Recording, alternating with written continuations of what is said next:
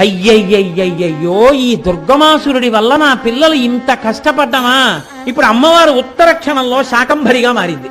శాకంభరి అంటే ఆవిడ ఒంటి నిండా కాయలు పళ్ళు ఆ రకరకాలైనటువంటి వాటితోటి నిలబడిపోయింది.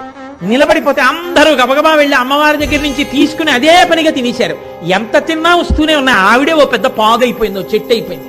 శాకంభరి అంటారు. అమ్మవారి యొక్క కారుణ్యానికి హద్దులేనటువంటి స్థితికి శాకంభరి అని పేరు. నమస్తే నమ శాకంభరి శివే అనాలి. అమ్మా శాకంభరి నీకో నమస్కారం. శివే శివుని యొక్క ఇల్లాలా నీకొక నమస్కారం. నమస్తే శతలోచని శతాక్షి రూపంతో వచ్చిన తల్లి నీకొక నమస్కారం. సర్వోపనిషదజ్జుష్టే సమస్త ఉపనిషత్తుల చేత ప్రతిపాదింపబడినటువంటి జ్ఞానఘన రూపిణి నీకొక నమస్కారం.